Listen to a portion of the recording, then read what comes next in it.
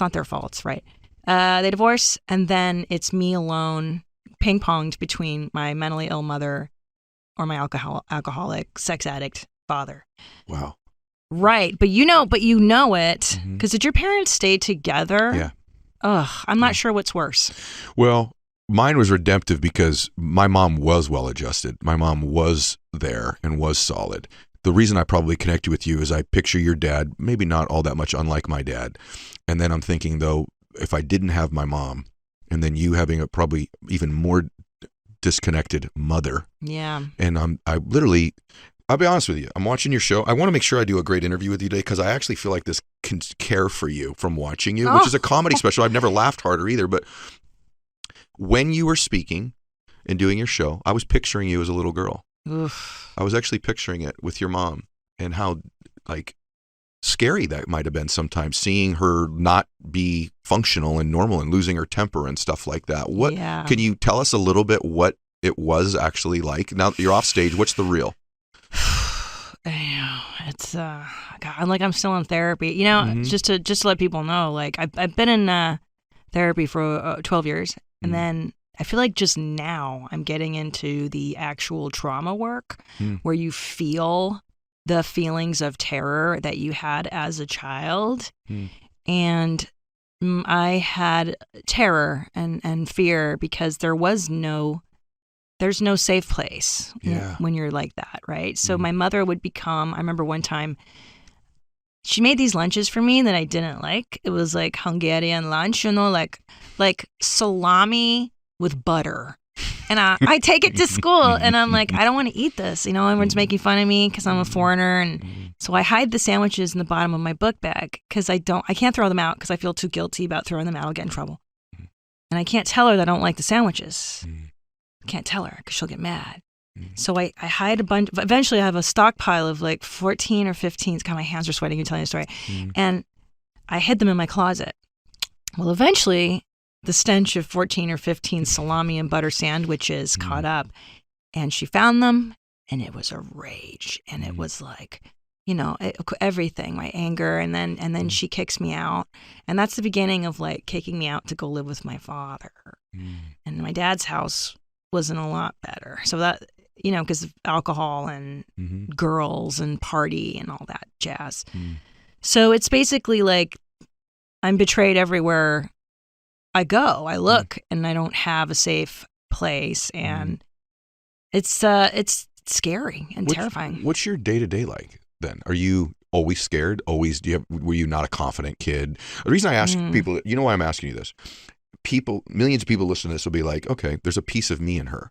Yeah. I really believe this in life. If you really want to impress everybody, just show them how perfect you are. If you want to connect with people and help them, show them your imperfections. For sure. And you and I both do a really good job of that. And so you're this little girl, and I just picture you bouncing from these two dysfunctional people. Yeah. And with no other even siblings to grab onto and say, okay, they love me, they'll protect me. Nothing. No. But you know who I did have along the way were sensible adults, teachers that I liked and that I could speak to. I had I say American because I'm an alien in the sense, this too, as a child of an alcoholic, you're an alien because you're different and you know it, and you can't tell people at school what's going on at home because that's a secret you must keep. So I would go to my friend's house. I lived at my friend's house. By the time I was 12, I was out. Sure. You know what I'm saying? By the time I'm 12, I have this epiphany that I'm alone. Truly alone, and an existential, I was a latchkey kid, so I was physically alone, but that I was an adult. I was gone. So I would try to stay at my friends' houses and get the but how did I'll tell you what I did know at that age is that my suffering, when you're you're suffering, but you don't really know as a kid. You don't know. It's all you know. But I knew that there was something inside of me that was resilient. There is some magic. Do you know what I'm saying? I would watch Pippi Longstocking. Me too. Yeah. So did I. Yeah. And it was because of those characters, because of the mythologies and the whatever it is I was glomming onto stories, I would pretend to be that person. My life isn't this. I'm Pippi Long. Isn't this fun that I actually turn it into I'm living with my single dad and he makes me eat on paper plates, but I can cut my spaghetti with scissors because I'm Pippi Longstocking. I turned it into a fun thing. Yep. Yep. You too? Yeah, I think that, look, stuff's oversaid in personal development. Everything's happening for me, not to me. I don't know if I was the first person to say that or the third. I'd like to think I was the first. But sometimes that stuff's easy to say and hard to apply. But I do think like I became really resilient because of it. I really, like in the business world, I've made a lot of money. One of the ways I've made a lot of money is like two things, both of them because my dad was a drinker. One, I have learned to be really read people well and be present with them. The reason was I had to figure out when my dad was coming through that front door, which one was I getting? Was I getting the sober one who was going to be, okay, we're going to have dinner and play basketball? Or was it the drunk one and, maybe my mom and sister should go upstairs? So I would read this man. And that I didn't know. Napoleon Hill says in Think and Grow Rich. Love that book. Me too. It's the second best book ever written on personal development other than The Power of One More, which is sitting next to you. Yeah. But in that book, he says, on the other side of temporary pain, you meet your other self. And I met this version of me that wouldn't have existed where I'm really good at reading people and being present with them. And then the other thing I'm decent at doing is communicating. So are you. And because I had to learn how to talk to my dad when he was in those states so that I could change him just a little bit or even move certain ways I would move.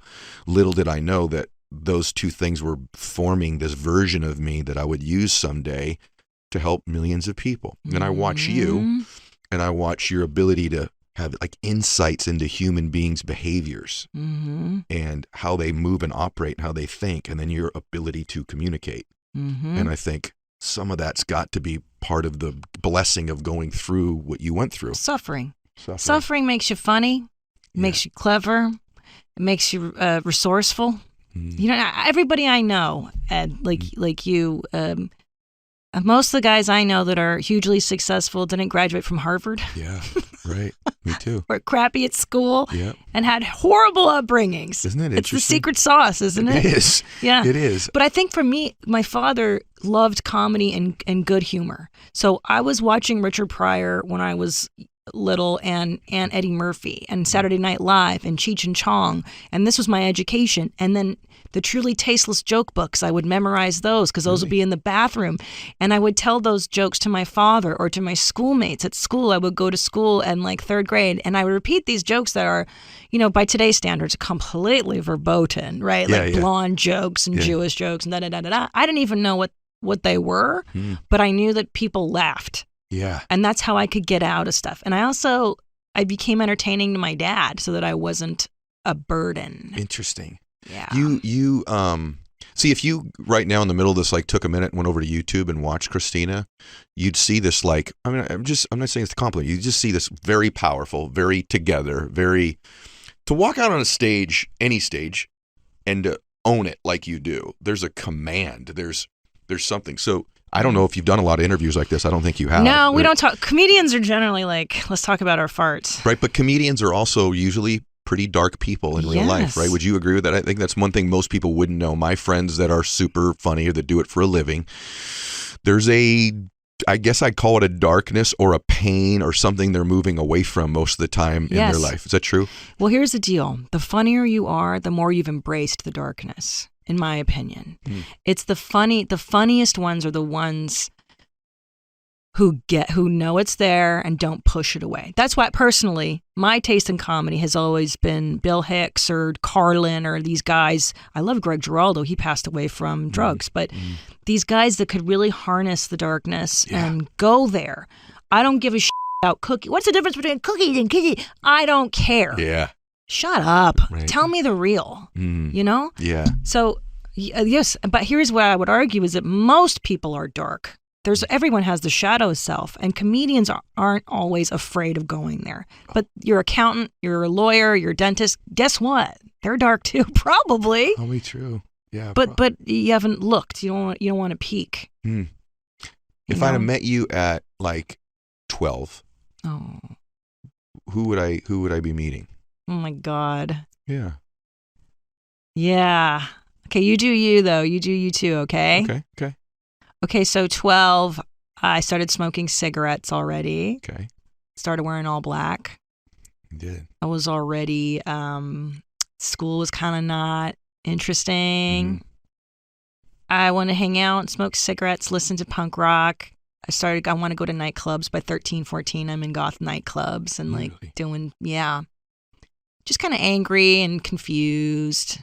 Go back a minute. I'll tell you me. Is it really true that you were in bars with your dad when you were a little girl? That's actually true. That's a true part of your act. That part's true. 100%. Your father would take you out to a bar at 6, 7, 8 years old, and you would be dancing to White Lines at a bar. Is there some truth to that? Yeah, it's all true. So that part's true, and that's why. So I actually paid out of my own money to license that Frankie Goes to Hollywood song.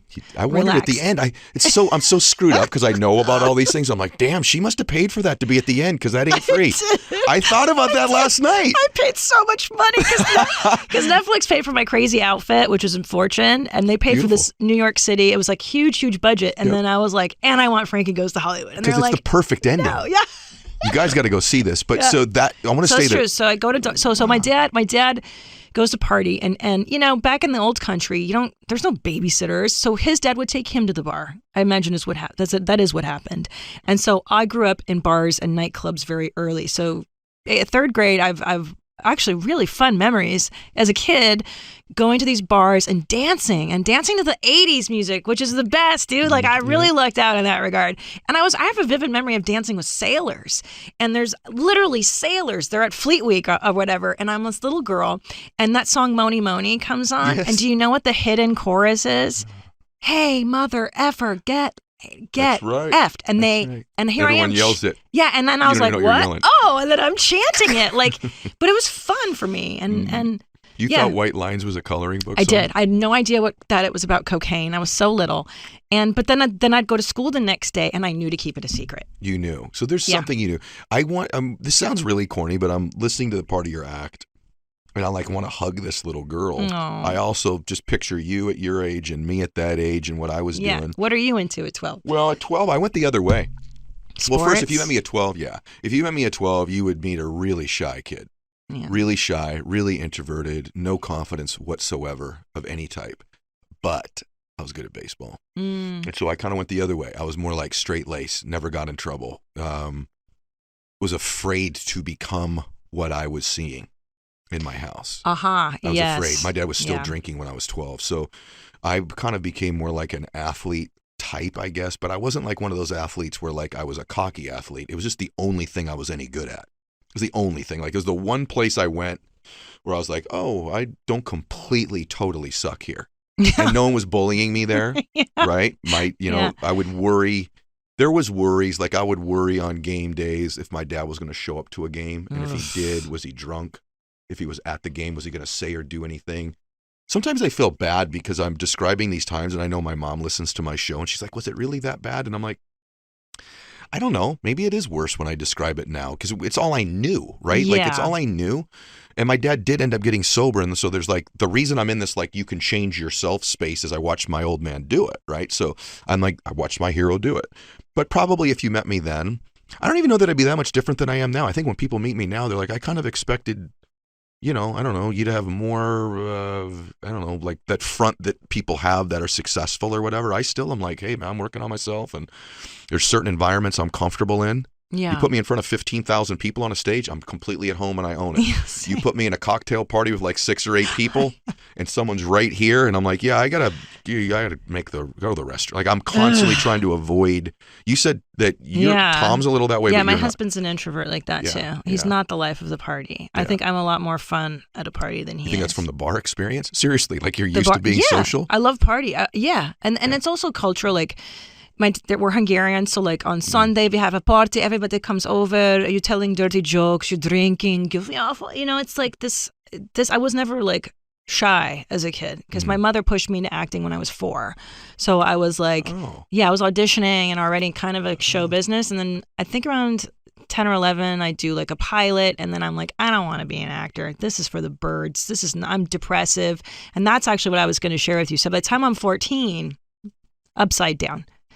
This is when I get super depressed because now, when you're messed in childhood, guess what? It comes back in adolescence. Yep. And now the drama so I'm 14 years old. I'm goth. I'm cutting, right? I'm cutting up my arms just to feel some release because I'm so depressed, and I'm sitting in my room, just try to hide from my parents and the reality. And you're confused. You think you're being dramatic. Like, is this really true? Is my family this wonky? Or like, I don't know. I must be messed up because, I'm the one that's flawed. So by the time I'm 14, I'm convinced it's me and not them. And I'm suicidal, and life is like, I have straight D's. I remember, like, I just decided to stop going to school. I just decided I was in ninth grade, and I was like, I'm not going anymore. And then I just stopped going. I was like, no, thank you. And I stopped going. And then I had straight D's, I remember, and I eventually went back, and I was failing out of school. And then one day I just went nuts in the bathroom stall cutting. And I was just like, whoa. And I just went crazy. And this friend of mine, this girl I had been friends with, but we had a falling out, whatever, like, she found me. She took me to the office at school. Oh my God. Yeah, it was so dramatic. And then my mom came to get me, and she saw my arms, and then she started to hit me. I remember she beat me, and I was like, yeah, and I was like, just put me in a mental hospital. Like, I begged them. I'm like, put me away. I think something's wrong with me. Put me away.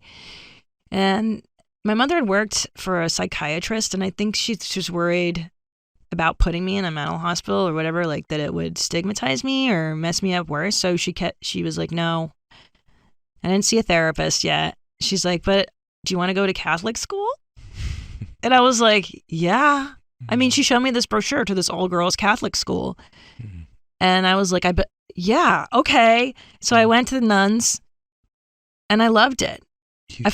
I loved it, man. I had a mohawk at the time, like an orange mohawk. And I remember this nice head nun, the principal, goes, listen, sweetie. She didn't call me sweetie. She goes, it doesn't have to be the color God gave you. It just has to be a God-given color. I know. So I dyed it brown, and I hid my mohawk, and I grew it out. And I could put my book bag down, and nobody would steal it. And by the time I had graduated, I was like a leader of this retreat, and I just flourished because of the boundaries and it was an all-girls school too. So there was like, oh, I don't have to be cute. I'm wearing a uniform. I can just be a little girl again. And I reverted, and I was able to be safe. And that saved my life. Saved your life. Catholic school saved my life. Yeah. It's pretty amazing to see your face right now. This is mainly audio. I wish everyone could see your face. It's interesting to see you talk about that time. Think about your mom there for a second. So she loved you. I mean, she was trying with the limited capacity she had to help her daughter there, right? I mean, did that ever dawn on you that, I mean, she did love you, right?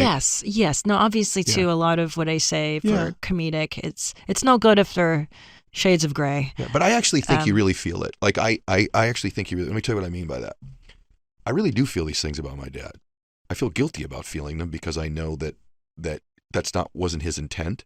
It was his. You feel guilty about having negative feelings towards him? Yeah. I do, because I love him so much, and I know he loved me so much. I've got to the other side of it now where I can, and this is so good for everyone listening to this who goes through these things, but I think it's okay that I feel it. I feel sometimes weird that other people know I feel it because I don't want them to think that about me. You don't want them to judge him or you. Both. I don't want to be judged for feeling that way. And also, like, I do know that my dad hurt people, right? So I know my dad was operating out of something that happened in his life, in his upbringing, and same with his dad, and so on and so on. But I feel weird about the fact that there's this man I love so much, but that these things did happen. I do feel this way. I have both feelings. I remember what it's like when I didn't feel good about him, and I remember what it feels like when I do. And in your case, your mom was trying. But so when you went there, when you Catholic school, does that when you start to change permanently, or do you end up reverting back? Like, oh, okay. When do you become you? Right. So that's a good question. So also before I go there, I love what you say about having two simultaneous feelings. And I think that's what you learn in therapy, is that I can love and hate my mom at the same time. I can love and hate my dad at the same time. I can thank my mother for all the wonderful qualities she had. She was fashionable. She had flair. She had timing. She was funny. She was crazier than too. Yeah, you know what I'm saying? Like, my dad too is just like funny, antisocial, brooding, independent, resilient. Like, brilliant nut. Does it ever dawn on you, and I'll let you keep going, that they end up raising, I mean, because you're really humble, but does it ever dawn on you that these two people raised a daughter who now, I mean, let's just be real, like you're one of the more, I mean, you're going to roll your eyes when I say this, but you are one of the more influential people on the planet in terms of your show and your reach and your husband and so you. Funny. And like, I don't even feel that way. Yeah, I know you but don't. Do you feel that way? No, not at all. But it's ridiculous. But you are. And so these two totally dysfunctional human beings no, really, raised this single child together, right? How, right? And then you end up, I mean, it's just, I'm picturing you cutting yourself. I just want to give you like. It's terrible. But like. These maniacs. And I was, by the way, I went through this stage where like I was so depressed. I don't know if I was, I used to think, what the heck is life about? Why am I living this life? What is this? Is this worth it at all? So that goes into that. Yeah. And did you have that too? Yeah, man. So the darkness. So, okay, so hold on. Back what you were just saying, how did they raise someone? I'll tell you why. Because it makes me sad. Because my parents are wildly awesome people who had a bad go of it, man. Mm-hmm. Could you imagine being born in communist Hungary? No. It's after World War II. So the country's already been ravaged by the Germans, war, awful poverty. And now the Russians come and destroy your country. And it's a nightmare. They have nothing. So I always think of them as this pure potential that just got destroyed. Yeah. So I know that they've got the makings. Oh, but had they just had my life. Yeah. Damn it. Yeah. I lucked out. They had your life. So you lucked out being raised by the two of them compared to what they had. 100%. 100%. And here's another lucky thing I had. Money. Now, we weren't rich. I'm not saying I was you rich. had food every day. You have to worry about where meals were coming from. No, and stuff not like that. We were like middle class. And I think back in the 90s, there was a middle class, right? Yeah.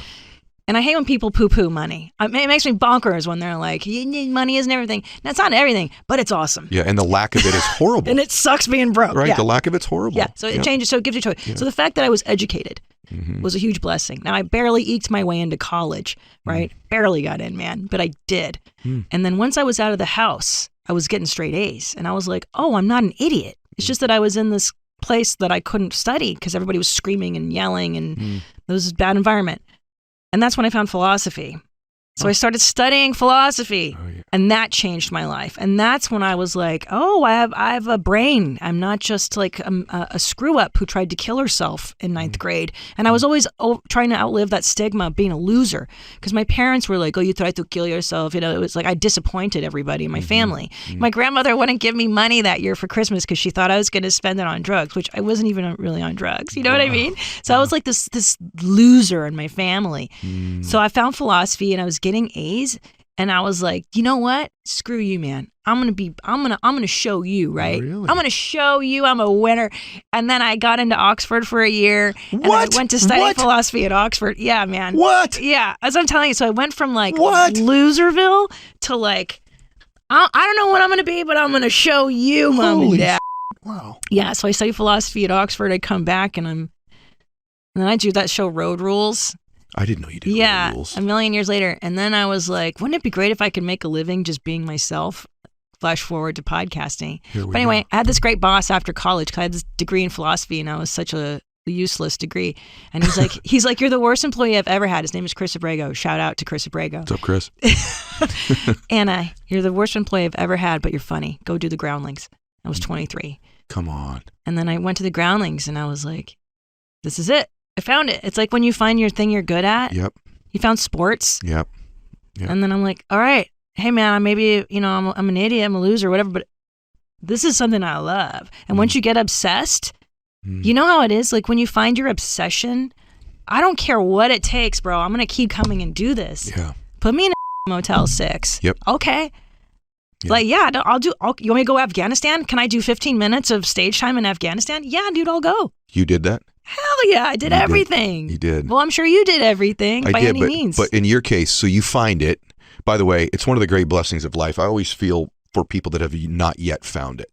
Yeah. Because I feel like of all the things I got cheated out of in life, I did find some talents and skills when I was relatively young outside of baseball too, that I was like, okay, I like business. I like speaking. This is stuff I'm really good at. I feel at home. It doesn't feel like work when I'm doing it. That's boom. doesn't feel like work when I always laugh when people call, you going to work tonight, stand up? I'm like, it's never work, baby. Yeah. I've had day jobs. I had 22 of them before I became a stand-up comedian. They all sucked. Yeah, that's not a job. This ain't work, man. Yeah, that's how I feel. Yeah. When were you good at it? Okay, so I think in order to know what you're good at, you have to have beginner's luck. I forget what book this is. Okay. Is this the 10,000 Hours book? Is this Blank? Not Blank. Outliers. Okay. There has to be some level of beginner's luck. The first time you do it, you have to be freakishly good at it as a beginner. And I think the first time I did it, I was like, oh, okay, that wasn't horrible. I didn't completely eat it. And then I was just hooked. I was like, I'm going to figure this out. I just looked at it as a logical problem. And like, I want to fight my demons. I'm not a loser. I'm gonna show you, Mom and Dad. Yeah. And then there's this point in the career where you're like, guess what? I have everything, and Mom and Dad still don't care. Right? Is that not true? They still don't give a shit. Me too. Me too. It wasn't that my mom just like, let me tell you something funny. I'm 51. My mom just recently like, wow, like where the hell have you been? Yeah. Where have you been, Mom? You've been to all these houses and like, yeah. But it's like just lately, it's like almost like when my dad died, my mom got permission to somewhat be impressed with something I was doing. And it wasn't like they would, like in your case, maybe it was like, you still suck. It wasn't that. They're just like, my parents are just very simple. It's just like, are you a good person or not? If you're a good person, great. Other than that, we don't really care what you do. My mom walked into my first really big house and she's like, oh my God, Eddie, what's the electric bill here? Oh, no. And I'm like, Mom, if you have to worry about that, this is not where I should be living. That's the least of my worries right now, right? But it wasn't a negative thing. It's just like, are you a good person? Are you being good to other people? Great. Other than that, I don't care about any of this external stuff. I think lately, my mom's like, oh, you're really helping some people. I went to the grocery store and they have your blah, blah, blah. And that's when it's different. Like, that is the one thing probably with you too, that like someone else knows you. Thinks you're good. Yeah, exactly. And then they're like, guess what? You're pretty good. Deal. I've had 3 people tell me you're really good now. Do you have that same thing? Same thing, Mom. Where have you been? So terrible. I love you, Mom, but my gosh, like it's been a while. I know, like kind of a big deal. I mean, why don't you think I'm a big deal? I just think it's hilarious that so they still weren't like you were already doing great, and they're still like. I'll tell you a great story. So I finally, one of my big job in show business. I get a break. I become a writer on Chelsea Lately. Really? Wow. I think this is it, man. I'm making $1,500 a week. We're moving out of the ghetto. Tom and I were living in the Rampart division in a 1-bedroom apartment in the ghetto, homie. So when I got that first check, we went to Trader Joe's and we got a bottle of, whatever cheap ass champagne. I remember launching it off the patio and being like, we're out of here, man. We're going back to Silver Lake. So I had, it is down the street. Right, it's so glamorous compared to where we were. And so I tell my mom, like, Mom, I'm a writer on Chelsea Lately. She goes, well, what's interesting? Oprah is having a contest to see who can work for her. And maybe you'll find something better. I'm like, it doesn't get any better. This is it. That's so awesome. Can't be happy for me. Never. No, but then it's even when you get the validation of everybody and everyone loves you and thinks you're the best, and you finally get it. Yeah. And then you go, oh, is that all there is? Because wait a minute, it's still me. I still wake up. True? Uh-oh. It's funny. Funny you say that. My dad did say to me, I'm loving that everybody gets to hear this, by the way. One thing, my dad was a wise dude. My dad used to say to me, he goes, just remember this, man. Whenever you get to this level of success that you think you'll be happier when you get there, or that house, or like some whatever, so people reading a book or whatever, your show or whatever it is, he goes, just remember you have to bring you with you when you get there. And I was like, that's really, because my dad had worked on himself in his sobriety, right? He's like, you're going to bring you when you get there. There's nothing more true in the world than that. No. I'm sure you still do this now to this day. It's like, it's still me when I'm there. It's still me in the car alone when I'm driving, no matter what the car is or where I'm going. It's me and how I feel about me. Of course. What I really believe about me. But speaking to your audience, because I know for anybody listening to this, I think the most powerful tool that changed everything for me was my mind. This is everything. And I know you know this because we've read the same books. Yeah. Phyllis Diller, I read in one of her autobiography, The Magic of Believing. The Magic of Believing. Read that book. And I started to read that when I was like 28. But before that, I had read Existentialism in philosophy class. And what is that about? Self-determinism. You can choose your life. This idea is radical. Sartre, choose, choices. And I went, oh, you're right. Life can push me around, or I can move the ball. And that's, to me, this is the biggest lesson that I try to teach my boys. Hey, man, if you don't take charge of this whole thing, it's going to take you away like a current. Man. Right? And they don't teach you this in school, really. Yep. And it makes me nutty. Like, you can choose. Everything is a choice. Everything. And read it. Read a book. And it makes me sad, other than, of course, The Power of More. Hello. That people, the reading is like, guess what? Humans have existed for thousands of years, and we've had this luxury of writing.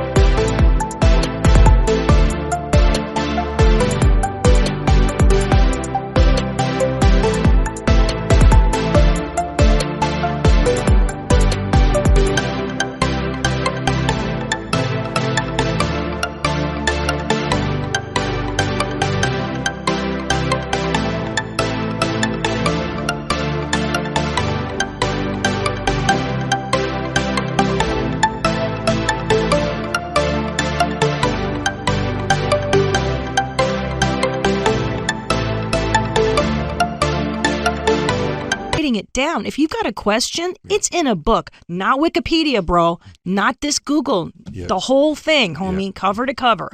Focus, read, use your mind. This will save you. Why don't you write a book? I know I've been, you know why? It's a lot right now. I've got 2 kids I'm trying to raise, and my husband is. And podcasts and. It's a lot right now. I'm gonna I will. Yeah.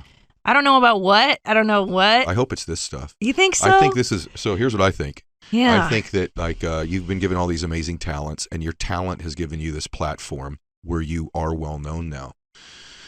And I just feel like you could write a book about how you're funny, or you could write a book about all that. But the truth of the matter is you're like really, the guy was on my show recently said you're uniquely qualified to help the person that you used to be. Ooh, man. And in your case, there's a version of you and me and about 99% of the people that are listening to this. In some version, maybe not to the extreme of having a parent who's schizophrenic like you had, or a alcoholic like I had, but there's something where they just don't feel right about themselves, or they don't have direction, or they're like, does life have purpose? Like, what's going to make me happy? Why aren't I happier?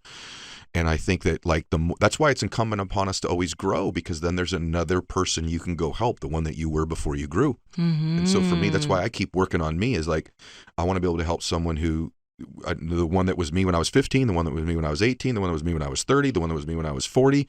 I just had a guy in here that very, very successful young man at 32. Well, I had that too. And I also know that doesn't fulfill you. And I know when I'm looking at him, I know what he's really wrestling with this. Is it worth it? Like, what will really make me happy? And so I want to grow through that. And in your case, like, you've had such an amazing, I knew within about 10 minutes of watching you that you've had a different life.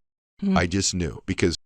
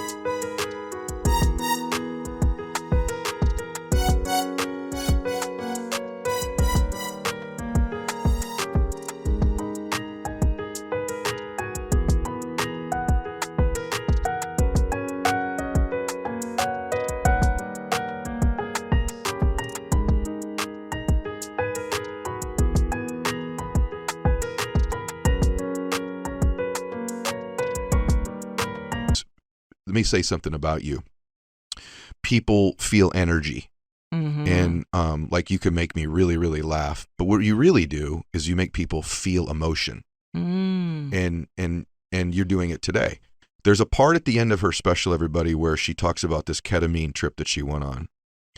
And I want to go back and forth here, but it's one of the most, I don't know why I really, when I speak, sorry, I get emotional on this. When I speak, what I attempt to do when I'm speaking is to give people who I really am, but also not just one emotion. I want to give them the gift of the multiple emotions and also like the contradiction in them. So if at some point I can have them crying and really thinking about their life and then wanting to run through a wall and achieve, or in your case, laughter and all of them, I feel like I've done a service where I've moved that human.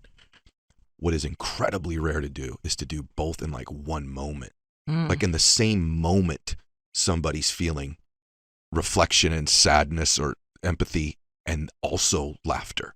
And this bit you do about the ketamine trip, I've watched, we've talked about different, I mean, you have tons of friends in comedy and I have some.